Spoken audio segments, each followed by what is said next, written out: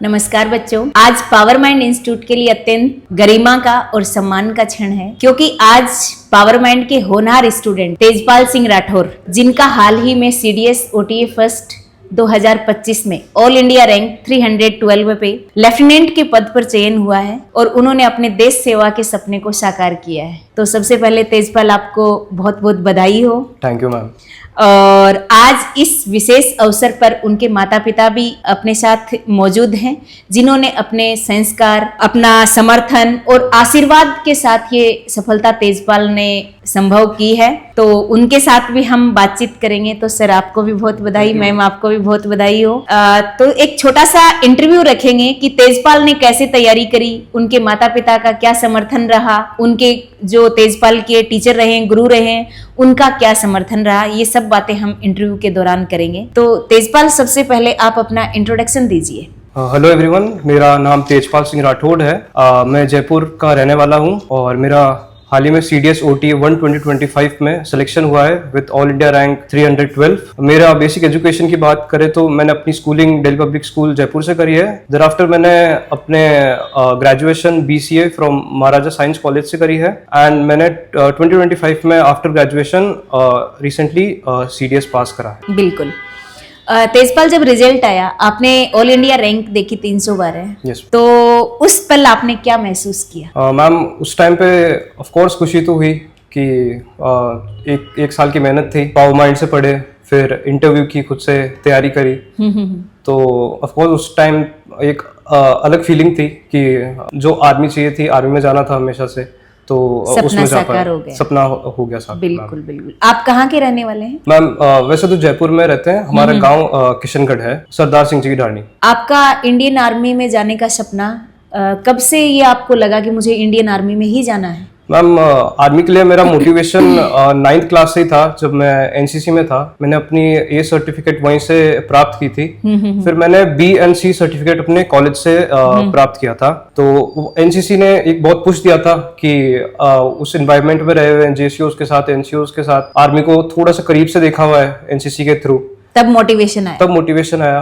And ma'am, हमारे जैसे mummy papa ने और फ्रेंड सर्कल भी ऐसा ही था कि मोटिवेट करता रहता था कि डिफेंस फोर्सेस के लिए हमेशा से वो झुकाव रहा। बिल्कुल बिल्कुल। सीडीएस ओटीए को आपने टारगेट किया?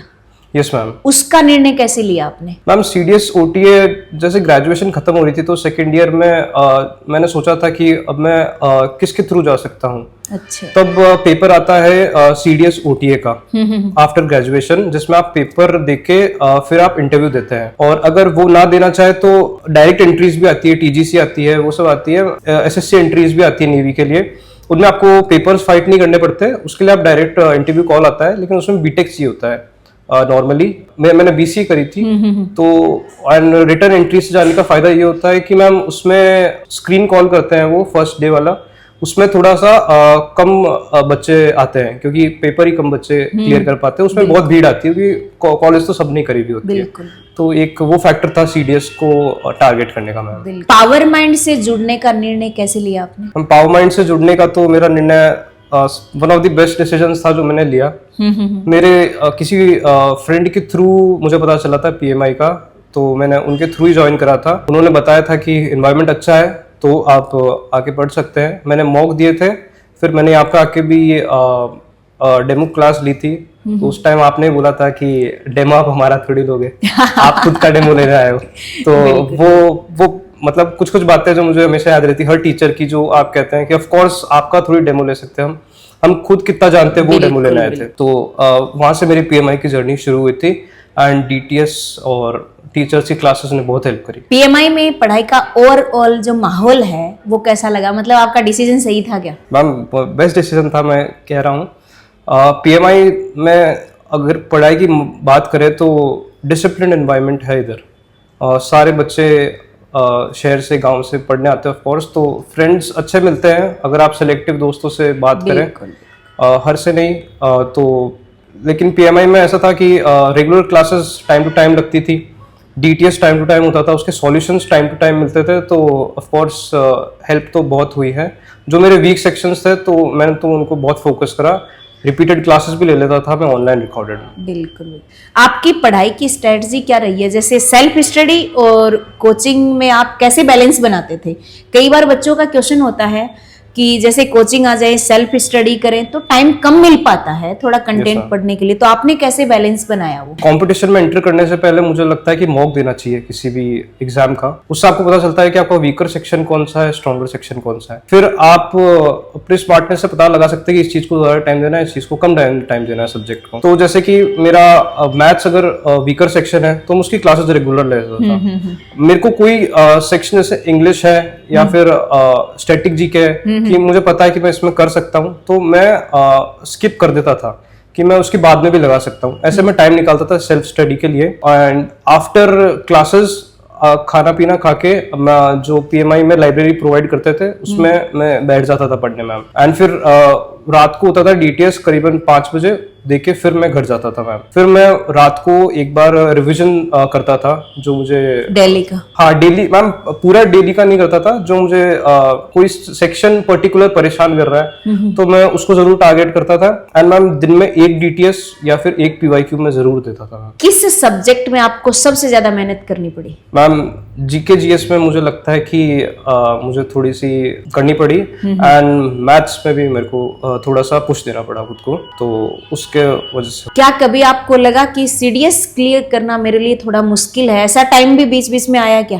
मैम इन बिटवीन प्रिपरेशन कभी कभी थोड़ा थोड़ा लगता है कि ये टफर साइड में जा रहा है, लेकिन खुद को पुश देना पड़ता है उसी टाइम पे। कैसे देते हैं वो? उतार चढ़ाव सबका आता है, लगता है yes, सबको, तो वो कैसे आपने पुश किया? मैम वो बहुत लिमिटेड टाइम के लिए आता है। जब आपको लगता है कि अब मतलब ये वाला सेक्शन नहीं हो पा रहा है तो थोड़ा सा ब्रेक ले सकते हैं, फिर आप उसको कंटिन्यू कर सकते हैं, लेकिन रुकना नहीं है। मोटिवेट कैसे किया खुद को आपने उस दौरान? मैम मोटिवेशन तो इंटरनल थी कि करना है ऑफ कोर्स। अगर किसी चीज में घुस गए तो उसको अकम्प्लिश करना है, तो वो थी मोटिवेशन मैम। बिल्कुल। फिजिकल फिटनेस और रिटर्न प्रिपरेशन है। Yes ma'am. इसमें कैसे बैलेंस बनाया आपने? Ma'am physical fitness and return की प्रिपरेशन हैंड टू हैंड चलाना मेरे लिए तो थोड़ा टफर साइड में था, लेकिन फिर भी मैं कोशिश करता था। जैसे मैं बास्केटबॉल खेल लेता था, अच्छा, या फिर स्मॉल रन्स के लिए चल जाता वो था। कब टाइम निकालते थे आप प्रिपरेशन के दौरान? मैम सैटरडे संडेज को मैं जरूर ट्राई करता था कि जाऊं, वरना सुबह अर्ली मॉर्निंग दोस्तों ने गेम्स के लिए बुला लिया तो मैं कोशिश करता था, लेकिन थोड़ा टफर साइड में पड़ता है अगर आप पूरा अच्छे से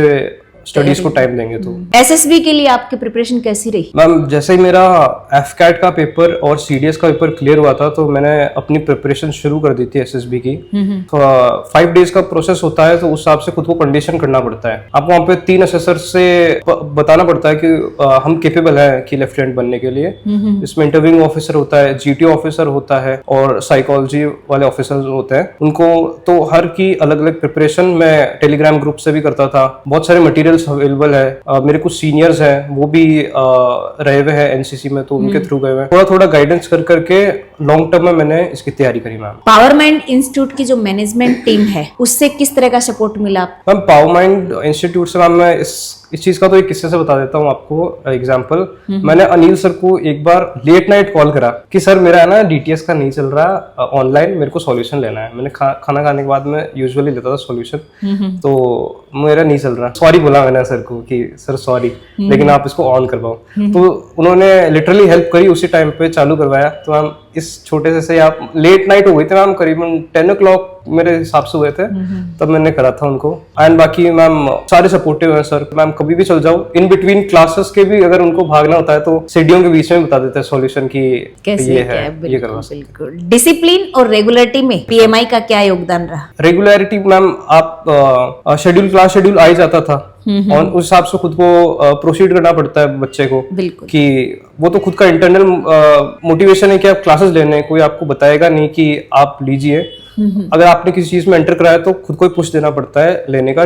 डिसिप्लिन और रेगुलरिटी मेंटेन करनी। अब थोड़ी सी मम्मी पापा से बात कर लेते हैं। सबसे पहले आपको ढेर सारी शुभकामनाएं। जब आपको पता चला कि बेटे का इंडियन आर्मी में सिलेक्शन हुआ है तो उस समय आपकी इमोशंस, जो भावनाएं क्या थी? मैडम जब मेरे को मालूम चला, इसका कॉल आया था वहाँ से, तो हम तो दोनों भगवान के सामने जाके बैठे। अच्छा। करने वाली माता सूर्य भगवती है। हाँ, और बच्चे ने मेहनत की, बिल्कुल। और हमें विश्वास था हाँ हाँ हाँ। 2 दिन पूरा खरा उतरा एकदम। तो आपने जैसे बेटे के सिलेक्शन में सक्सेस हुआ है, इसके सपने को साकार करने में कैसे योगदान दिया? आप क्या क्या करते थे इसके लिए कि बाकी माताएं भी सुने, वो भी सपोर्ट करें? मैडम जैसे अभी इसको जल्दी जाना है तो उसके पीछे पीछे होना, चलो अपन जैसे बेटा जा रहा है तो अपन जल्दी करते हैं, ये करते हैं, इसका वेट करना वापस आने का, खाना रेडी रखना, खाना रेडी रखना, बस इसी के पीछे लगे रहते थे। मम्मी आवाज नहीं करनी है, मेरे को स्टडी करनी है, तो बस इसी के पीछे जैसे ये करता वैसे ही हम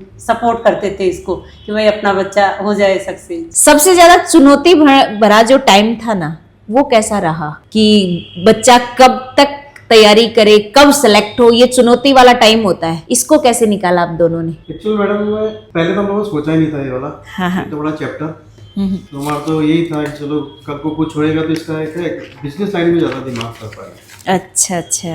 फिर इसको आर्मी वगैरह के लिए थोड़ा मैं फोर्स देता था। और एक मेरा भाई है, तो मेरी बड़ी बच्ची की शादी किया था, कोई लड़का देखना, तो बोलते नहीं नहीं यार कौन सा आर्मी वाला, अपना तो नॉर्मल चलेगा। फिर किस्मत था कि दोनों बच्चे भी सेटल हो गई, हाँ, और बच्चा भी उसी सेटल तरह। हो तो मैंने गया। इसको एकदम यही बोला कि इसके ना मुंह पे लात मारनी है, बेटे ने मारी हुई। हाँ बिल्कुल बिल्कुल। पावर माइंड इंस्टीट्यूट के बारे में कैसा अनुभव रहा आपको कि बच्चा यहाँ से स्टडी करके निकला है, कैसा लगा? ये एकदम घर पे आके बताता था अच्छा, कि आज मैं आ गया, आज वो मैडम, वो चौहान साहब, ये वो पूरी बातें मुझे शेयर बताता करता था ये। शेयर करता था, सब बातें बताता था कि ये स्टडी में ये किया वो किया। इससे बड़ी वाली एक बहन थी, उससे बहुत अच्छी बनती है, तो बहुत दोनों भाई बहनों ने शेयर करते थे बहुत शेयर बातें। करते थे। आप बच्चों के माता पिता को क्या कहेंगे, थोड़ा सा बताइए, आप सजेशन दीजिए। हम तो जैसे बच्चे के माता पिता यही कह सकते हैं, जैसे आज हमारे बेटे ने हमारा नाम रोशन किया है, वैसे ही आप लोग भी अपने बच्चे का मोटिवेशन बढ़ाएं, तो जो करना चाहे तो करने देवे। जैसे आज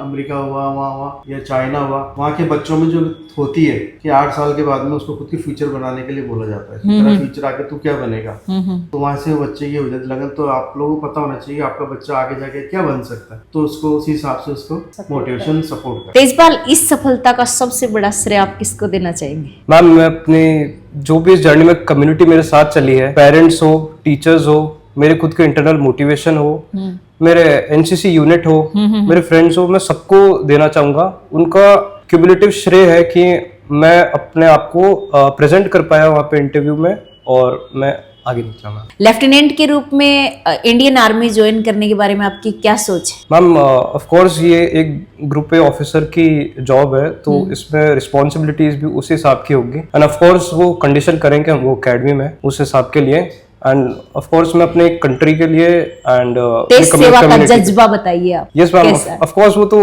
हमेशा से रहा है, हमारी कम्युनिटी में भी यही रहता है कि आर्मी में जाना है, तो एक वो भी एक मोटिवेशन रहा था। अब फ्यूचर में क्या लक्ष्य है अब आगे आप? मैम फ्यूचर आर्मी में ही देखता हूँ मैं कि अच्छा, ऑल ओवर सर्विस मुझे आर्मी में ही देनी है। आर्मी में ही करनी है। जो स्टूडेंट कंपटीशन की तैयारी कर रहे हैं, फिलहाल प्रेजेंट में लगे हुए हैं, आप देख रहे हो कि आज 100% ही मानो, नहीं तो 99% बच्चा कंपटीशन की तैयारी कर रहा है, यस मैम। उसको आप क्या संदेश देना चाहेंगे कि वो सक्सेस हो जाए, डीमोटिवेट नहीं हो? मेरा मैसेज आपके लिए ये रहेगा कि आप अगर किसी भी फील्ड में एंट्री कर रहे हैं तो उसका अच्छे से एनालिसिस करें कि आप उसके कैपेबल है या फिर आप सिर्फ टाइम वेस्ट करने के लिए उसके अंदर एंटर कर रहे हैं। मेरे हिसाब से अगर आप किसी चीज में एंटर करें तो उसको पूरा फुलफिल करने की पूरा अपना 100% देना चाहिए किसी भी इंसान को, चाहे उसके लिए कितना डे एंड नाइट का आपका स्वेट लग जाए, लेकिन आपको उस चीज को पूरे को अकम्प्लिश करना ही चाहिए। मेरा ये मैसेज रहेगा। एंड कंपटीशन मेरे हिसाब से नंबर्स में ज्यादा है, लेकिन अगर रियलिटी चेक में आए तो